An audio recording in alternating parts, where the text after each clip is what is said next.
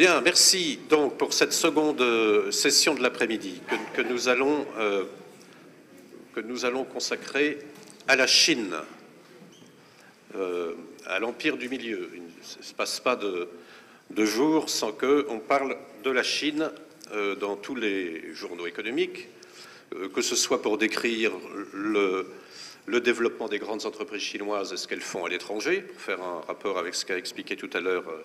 Monsieur Bocara, où on parle de l'évolution de l'économie chinoise, du poids de la Chine dans le monde, etc. Donc nous avons la chance d'avoir avec nous une spécialiste de la Chine, Françoise Lemoine, donc est économiste, qui travaille au CEPI, notamment, qui a beaucoup travaillé sur l'économie chinoise, qui va donc nous faire une explication,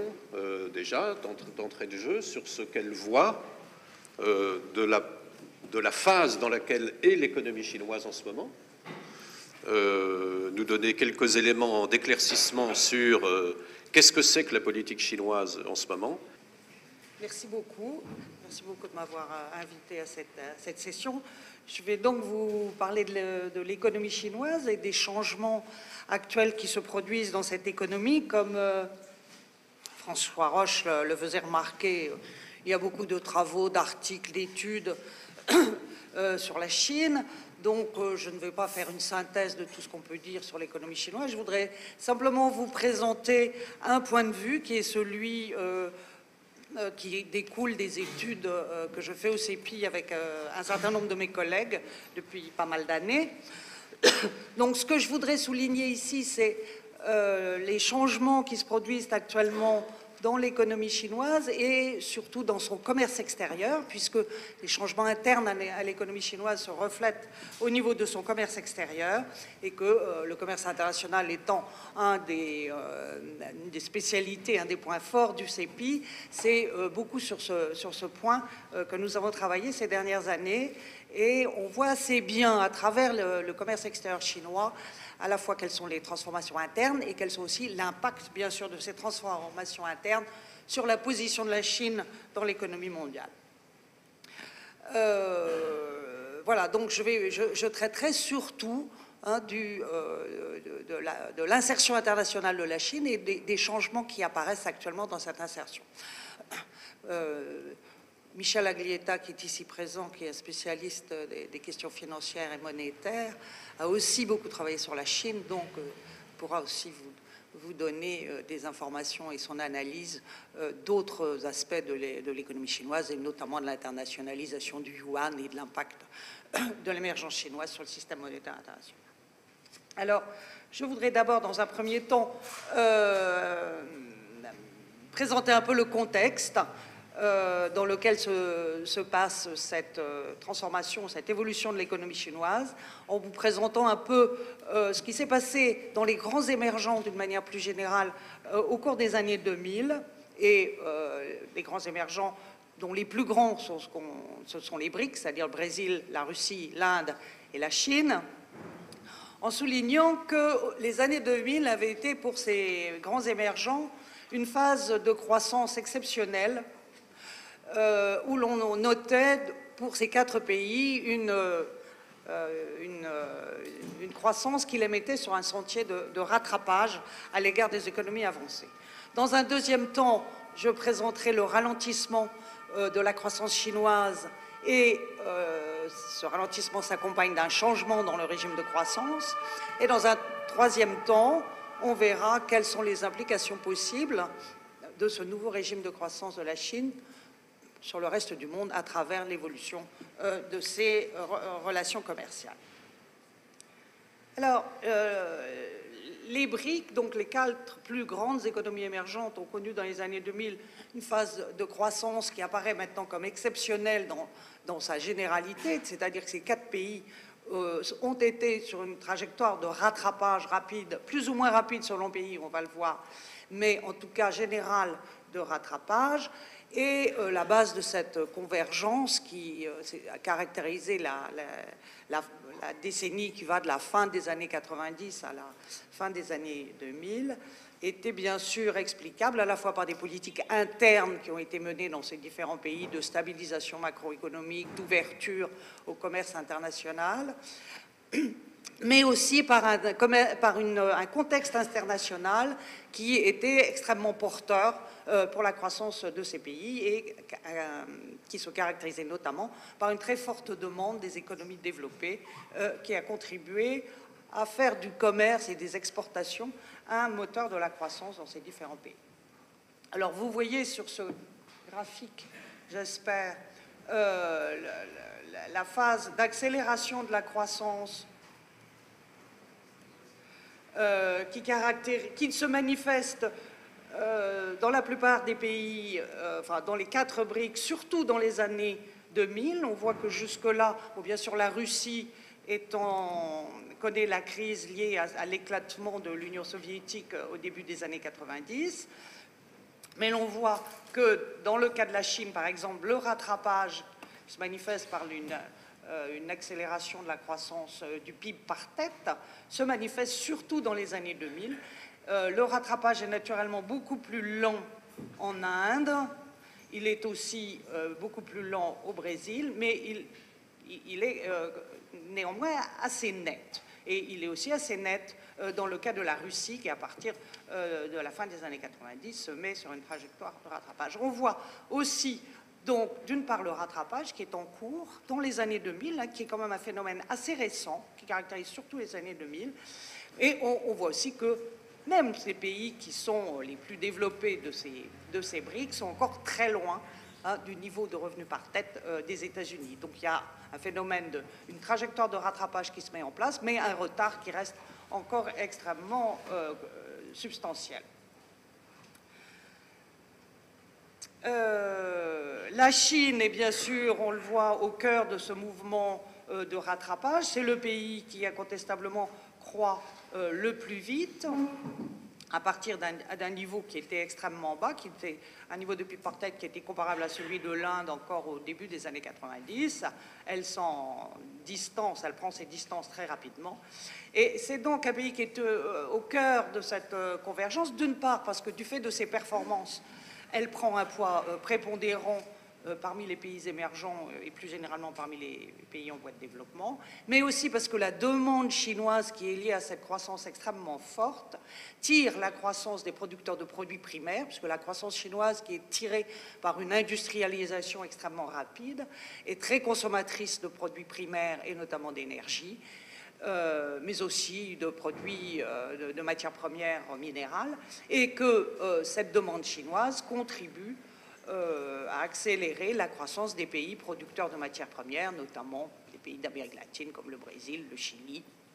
mais aussi des pays comme l'Australie, qui sont extrêmement maintenant, on le verra, dépendants de la demande chinoise. Donc il y a cette phase de croissance où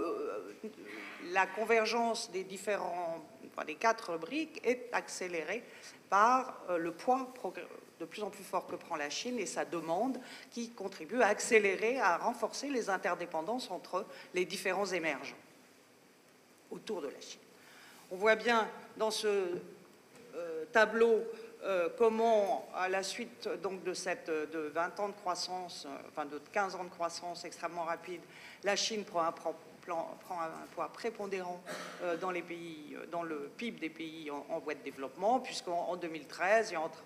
un quart et un tiers du PIB des pays en voie de développement, selon qu'on le calcule en parité de pouvoir d'achat ou en prix courant,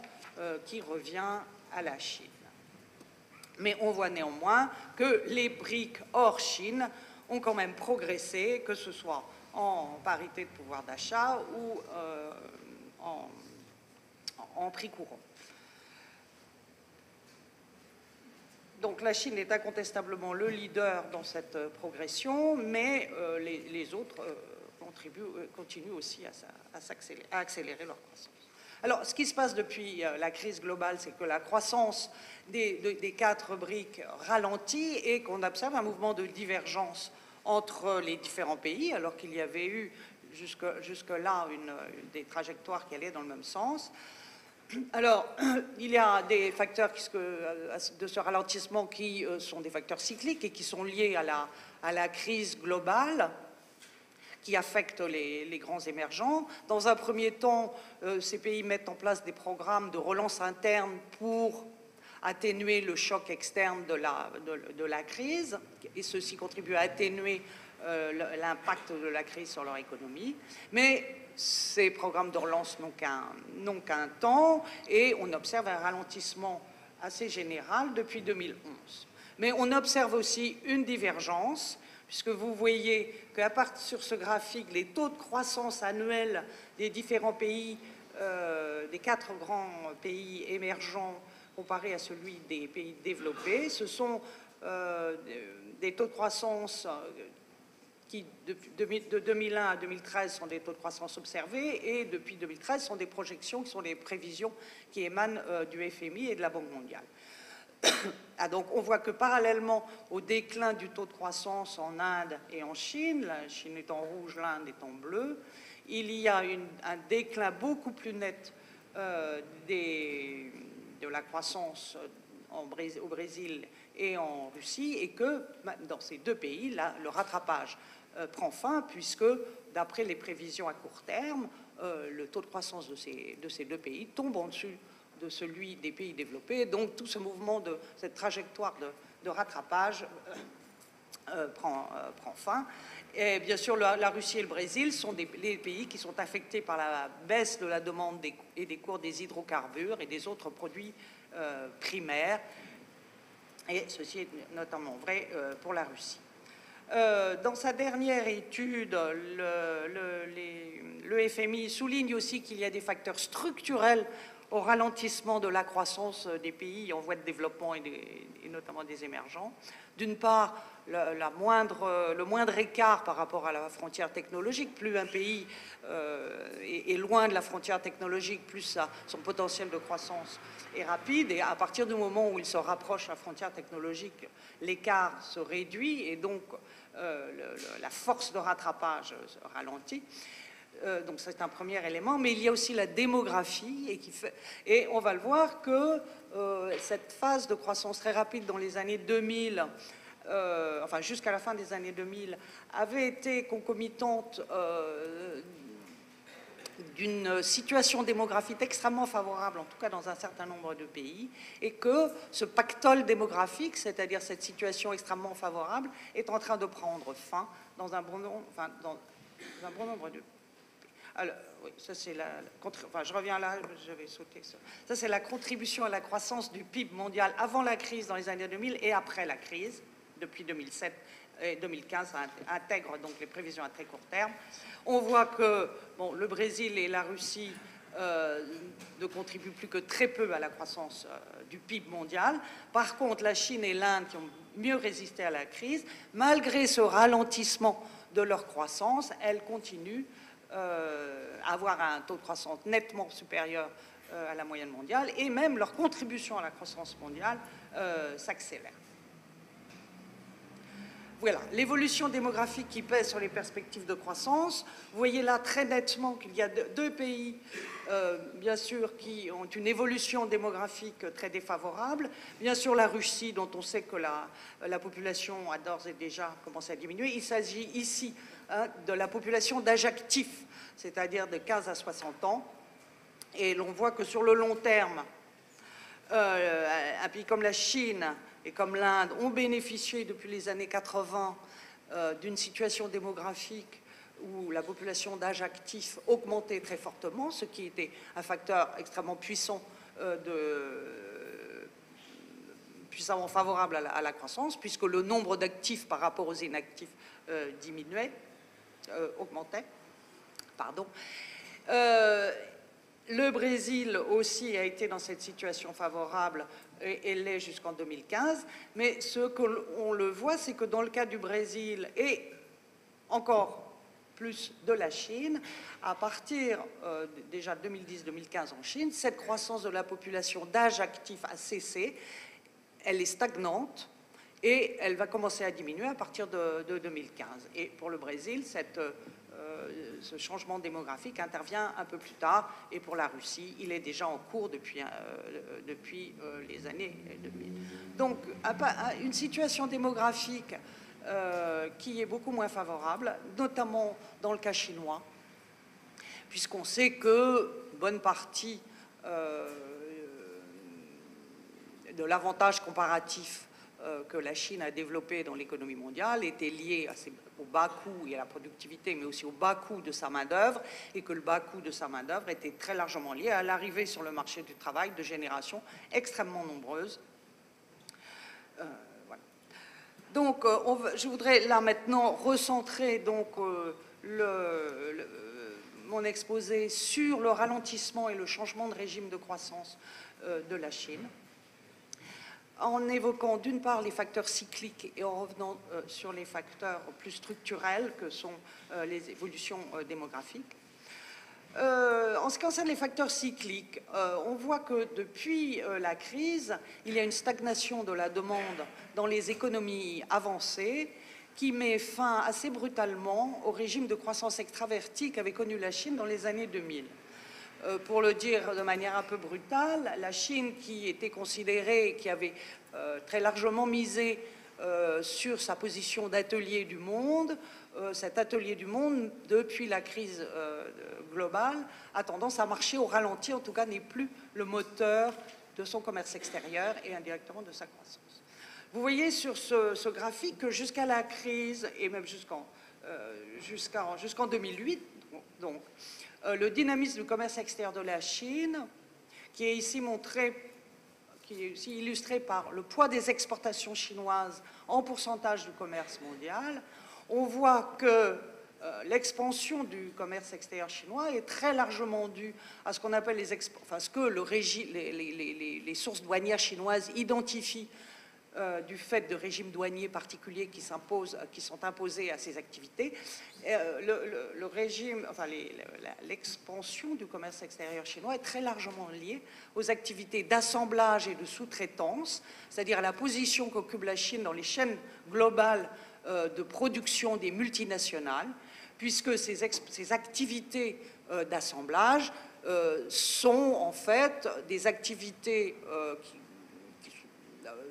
détenues à 80% par des multinationales ou leurs filiales implantées très largement sur la côte chinoise, où elles ont établi des bases de production et d'exportation qui reflètent la délocalisation des stades aval de production dans les industries à forte intensité de main-d'œuvre, que ce soit dans un premier temps le textile et dans les années 90 et les années 2000 l'électronique, des bases de production qui se sont déplacées des pays les plus développés comme Taïwan, éventuellement le Japon, la Corée du Sud, Hong Kong, et qui sont déplacées sur la côte chinoise. Et donc, ce sont ces activités d'exportation et d'assemblage qui constituent plus de la moitié, en 2007, plus de la moitié des exportations chinoises et qui donc font une très grande partie de l'essor de la Chine dans le commerce international. La deuxième caractéristique du commerce extérieur chinois dans toute cette période, c'est que cela va de pair, cette spécialisation dans les activités d'assemblage et de sous-traitance de firmes multinationales, cela va de pair à une très forte concentration des échanges de la Chine avec les économies avancées, puisque la Chine exporte la majeure partie de ses exportations liées à l'assemblage, la sous-traitance vers les pays développés. Et globalement, 80% des exportations chinoises en 2008 sont dirigées vers les économies avancées. Alors, bien sûr, la crise globale va prendre à revers le commerce extérieur chinois, puisque ce qui se passe depuis 2007, c'est qu'il y a une stagnation de la demande des pays développés, donc une stagnation de la demande dans ces marchés vers lesquels s'orientaient 80% des exportations chinoises, et qu'au contraire, c'est les économies en développement hors Chine qui reprennent du dynamisme beaucoup plus que la demande des économies développées. Donc un contexte international qui se retourne et qui donc est un véritable choc pour le secteur exportateur chinois et qui se traduit par une évolution du commerce extérieur chinois que vous voyez ici, et ce graphique mesure le taux d'ouverture de la Chine, exportation et importation en pourcentage du PIB chinois. Et vous voyez, jusqu'en 2007, dans les années 2000, entre 2000 et 2007, vous voyez un gonflement de ce ratio, que ce soit des exportations et des importations en pourcentage du PIB, et que ce ratio atteint 36% du PIB, le ratio exportation atteint 36% du PIB en 2007 et chute très brutalement, ne plus représenter en 2008, à partir de 2010, que 26%. Il y a 10 points d'écart entre le taux d'ouverture de la Chine mesuré par ses exportations au PIB entre la veille de la crise mondiale et 3 ans après. Donc, parallèlement, bien sûr, le solde commercial, l'excédent chinois, diminue aussi, cet excédent qui avait été une des sources de la croissance, de l'accélération de la croissance chinoise dans les années 2000, puisqu'il faut quand même se souvenir qu'en 2007, le taux de croissance du PIB chinois était officiellement autour de 14%, dont une bonne partie était liée à l'excédent, à la demande étrangère. Donc, la fin de la croissance extravertie, vous voyez que le commerce extérieur, enfin les exportations progressent moins vite que le PIB, donc la demande extérieure cesse d'être un élément moteur de la croissance chinoise. Il n'en reste pas moins que le commerce extérieur chinois, donc malgré cette relative contraction en pourcentage du PIB, le commerce extérieur chinois continue à croître plus vite que le commerce mondial, on va le voir,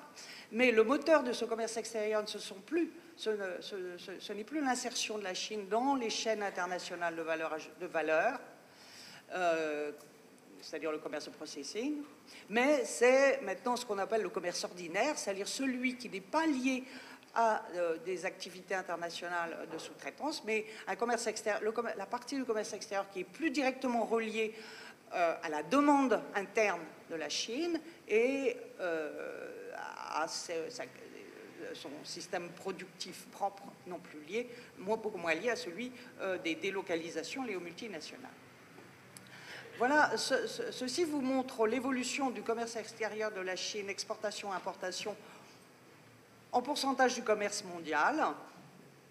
en distinguant les différents types de commerce extérieur, et notamment les deux grands types que sont, je ne sais pas si vous le voyez bien, le régime de processing et le régime ordinaire, le total des exportations étant la somme du régime de processing et du régime ordinaire. Ce que vous voyez, ce qui se passe depuis 2008, enfin depuis la crise, c'est un mouvement de ciseaux qui fait que qui est encore beaucoup plus net à l'importation qu'à l'exportation, mais qui est très net, qui fait que le commerce de processing cesse d'être le moteur du commerce extérieur chinois, et ce sont les exportations plus directement liées au système productif chinois et moins aux bases de production internationale qui prennent le relais. Et voilà, du côté des importations, c'est plus la demande chinoise interne et non plus la demande chinoise liée aux exportations destinées au reste du monde, qui assure donc la part croissante de la Chine dans le commerce international. Donc il y a un changement dans la logique de l'insertion de la Chine qui devient de moins en moins une base de production et d'exportation pour les multinationales et de plus en plus un commerce lié aux besoins et aux capacités de production propres de la Chine. Là, vous voyez, j'espère, je ne suis pas très sûre, que si globalement, ce que l'on voyait tout à l'heure, c'est-à-dire la baisse de l'ouverture, le déclin de l'ouverture chinoise mesuré par le poids des exportations et des importations dans le PIB, cette baisse des ratios est essentiellement liée au régime de processing qui s'effondre, alors que le commerce ordinaire, le commerce normal, enfin celui qui est soumis à un régime douanier normal, se maintient relativement.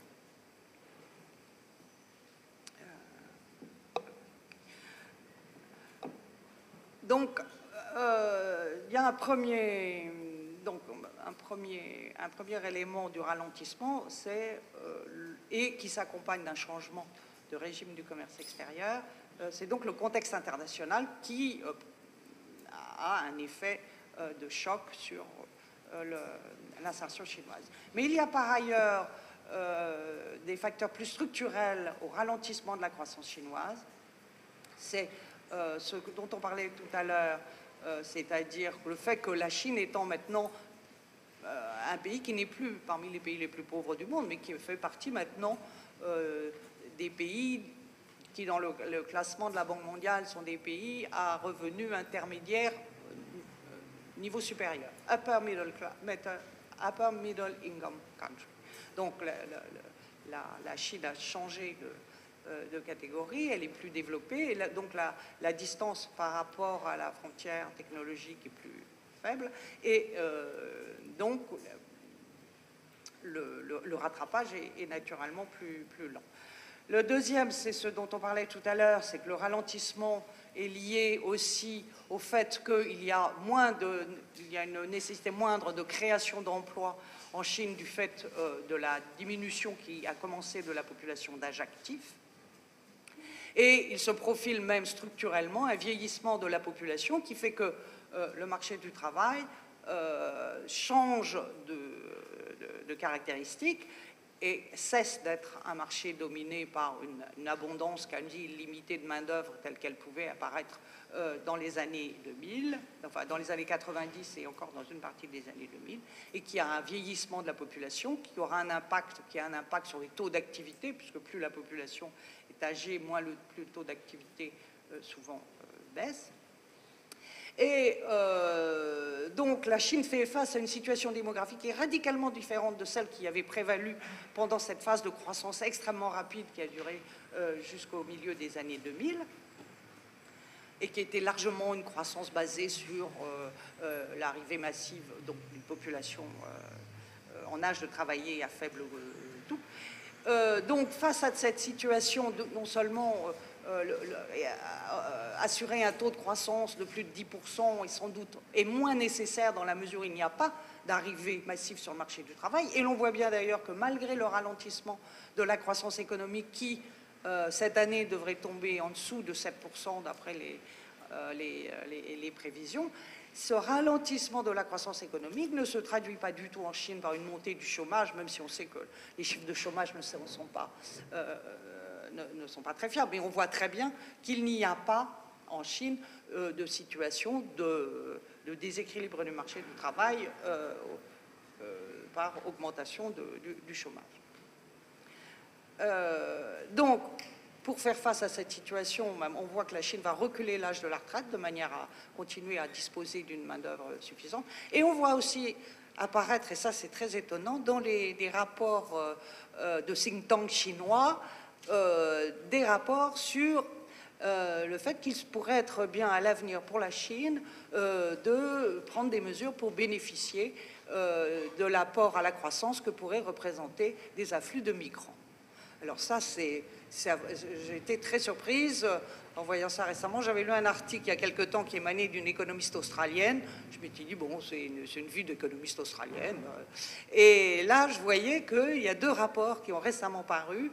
de think tanks chinois proches du pouvoir et qui font état, d'une manière assez générale, mais de l'éventualité de recourir à l'immigration.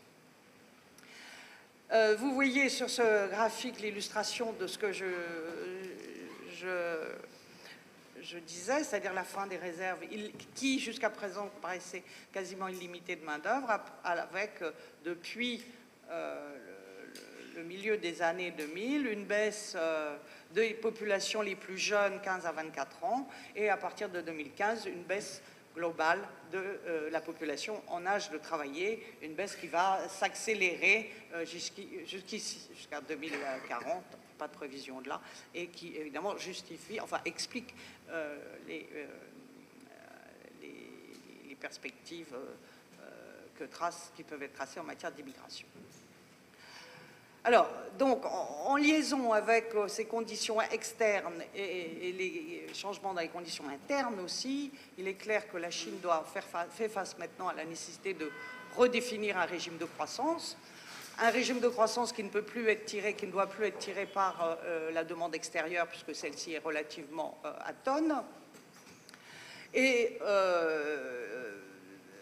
et un régime de croissance qui tienne compte aussi des nouvelles conditions internes, c'est-à-dire moindre disponibilité de main-d'œuvre, hausse des coûts salariaux du fait de cette nouvelle situation du marché du travail. La Chine est un pays maintenant où depuis le milieu, voire la fin des années 2000, on observe une hausse des coûts salariaux qui est supérieure aux gains de productivité, une hausse des salaires qui est supérieure aux gains de productivité, donc une augmentation des coûts salariaux qui reflète d'une part la nouvelle situation du marché du travail qui n'est plus marquée par l'abondance de l'offre de travail, mais qui reflète aussi des politiques gouvernementales qui vont dans le sens d'une augmentation des rémunérations des travailleurs à travers des augmentations de salaires minima qui ont été très importantes, qui sont décidées au niveau central et appliquées au niveau local, et aussi l'obligation qui est faite et qui est de plus en plus mise en œuvre à l'égard des entreprises de mettre en place des systèmes de protection sociale, de respecter le droit du travail, d'assurer, y compris aux ouvriers migrants qui jusque-là étaient souvent des ouvriers qui travaillaient à titre informel, de leur assurer une protection sociale. Donc une politique gouvernementale qui vise à augmenter, à ajuster les rémunérations des travailleurs de manière à créer en fait les conditions d'une croissance interne où le pouvoir d'achat interne à la population interne soit de nature à tirer la croissance qui ne peut plus être tirée par les marchés extérieurs. Donc à la fois une croissance donc plus modérée, une croissance tirée par d'autres facteurs que les facteurs externes, et c'est ce que les autorités chinoises appellent maintenant un new normal growth rate, c'est-à-dire une croissance plus faible, croissance qui soit aussi de meilleure qualité, plus équilibrée, et où les questions de protection de l'environnement, de qualité des produits viennent au premier plan, alors que jusque-là, la croissance avait été très largement une croissance axée sur des résultats quantitatifs. C'est une croissance aussi qui donne en principe la priorité aux services sur l'industrie, et ce qui devrait aller de pair avec de meilleures conditions faites à l'environnement. Cela veut dire aussi que la qualité des productions chinoises doit augmenter, qu'elle ne peut plus se spécialiser dans les fabrications bas de gamme et à bas prix, puisque les coûts de production maintenant en Chine ne sont plus les plus faibles du monde, voire de la région. On voit d'ailleurs au niveau d'évolution des prix à l'exportation une augmentation des prix à l'exportation de la Chine, et dans la structure par gamme des exportations manufacturières chinoises, une baisse du poids qui était prépondérant encore en 2002 du bas de gamme, c'est-à-dire des produits à très bas prix, faisant partie et une augmentation progressive du moyenne et de la haute gamme, mais bien sûr, c'est un phénomène qui est relativement lent. Alors, quels sont les enjeux de ce nouveau régime de croissance pour le reste du monde? D'abord, et c'est ce que fait remarquer les études du FMI, c'est-à-dire que la Chine est un des facteurs, pas le seul, qui explique le ralentissement du commerce mondial que l'on observe ces dernières années, en fait,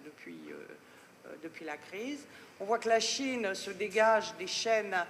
globales de production. Le processing, les activités de processing chinoises ont tendance à augmenter le contenu local, c'est-à-dire qu'au lieu d'importer de plus en plus de pièces et de composants, la Chine, pour les réexporter, la Chine en fabrique de plus en plus. Donc le contenu local des activités de processing augmente. Il y a des remontées de filières par le développement de firmes chinoises ou étrangères d'ailleurs, de sous-traitants, et que donc la fragmentation internationale des processus de production qui expliquait une partie de l'accélération du commerce mondial se ralentit en tout cas, et ceci en partie du fait du comportement des entreprises exportatrices en Chine.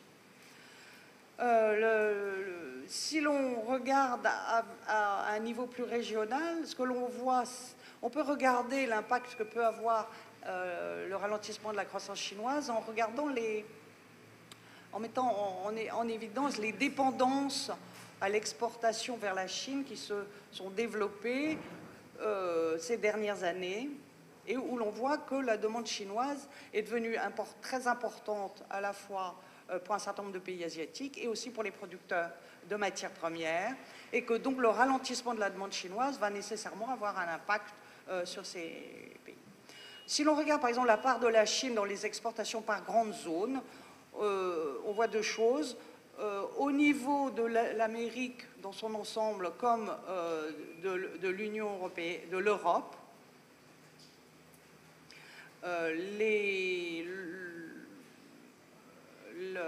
la part de la Chine reste relativement, enfin a beaucoup augmenté, et elle reste néanmoins relativement en retrait par rapport à la dépendance à l'exportation de pays d'Afrique et de Moyen-Orient et d'Asie et Océanie. Et pour un certain nombre de pays, si l'on regarde les pays asiatiques par exemple, la part de la Chine dans leurs exportations est extrêmement élevée. Un pays comme Taïwan, 35% de ses exportations vont vers la Chine en 2013, la Corée du Sud 29%, les Philippines. Donc il y a une dépendance à l'exportation qui fait que la Chine et le ralentissement chinois, on comprend bien, est quelque chose qui préoccupe, qui va faire sentir ses effets sur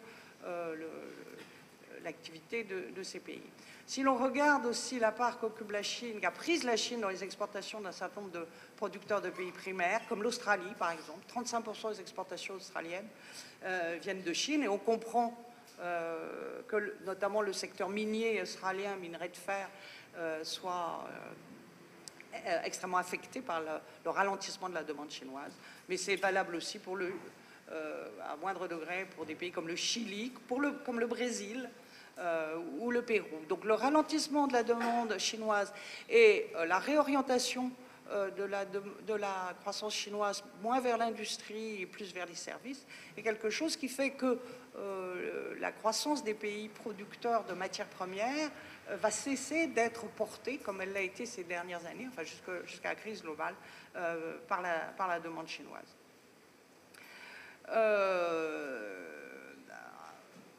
Il y a eu aussi, du fait du ralentissement de la demande dans les pays avancés, une réorientation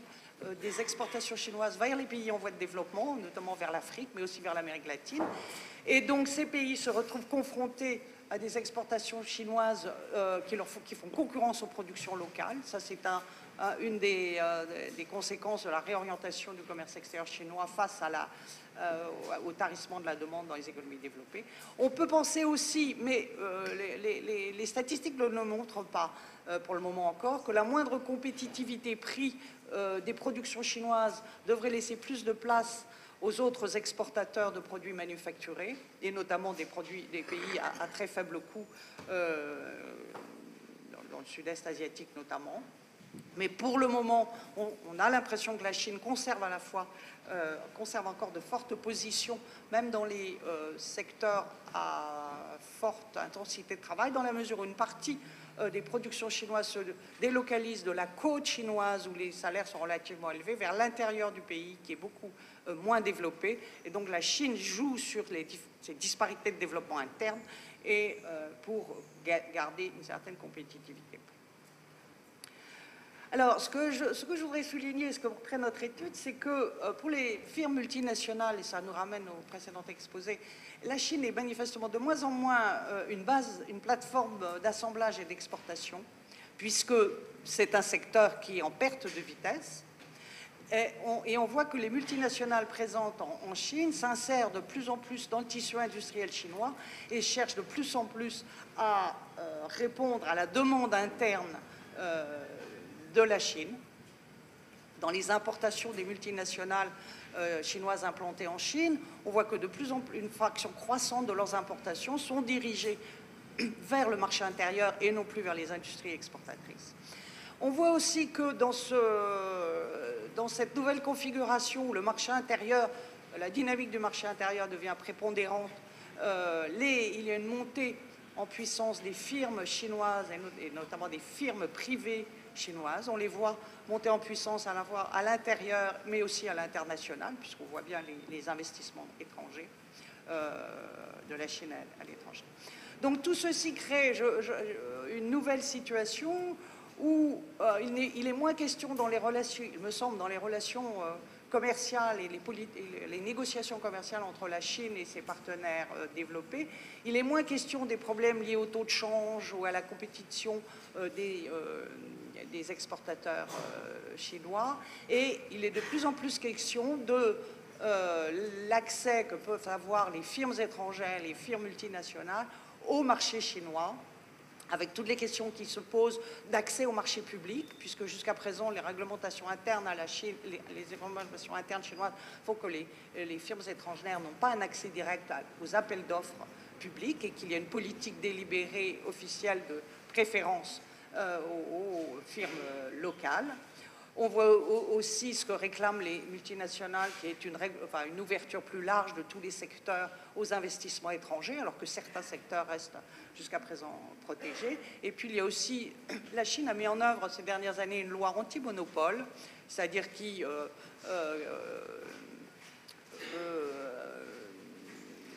prend des mesures et des sanctions contre les entreprises qui sont accusées d'avoir abusé de leur position de monopole en pratiquant des prix trop élevés. Ça a notamment concerné le secteur des pièces détachées pour les automobiles. Et naturellement, les firmes multinationales constatent que l'essentiel, les plus grandes amendes liées à ces sanctions du fait d'abus de position anticoncurrentielle sont prises à l'égard d'elles-mêmes. Donc il y a toute une question, tout un conflit autour de ces conditions d'accès au marché chinois. Et ceci me semble avoir pris le dessus sur ce qui faisait jusque dans la fin des années 2000 des questions récurrentes autour du taux de change du yuan et autour de la compétitivité indue que la politique de change de la Chine donnait à ses exportateurs. Donc voilà, je crois que je vais m'arrêter là.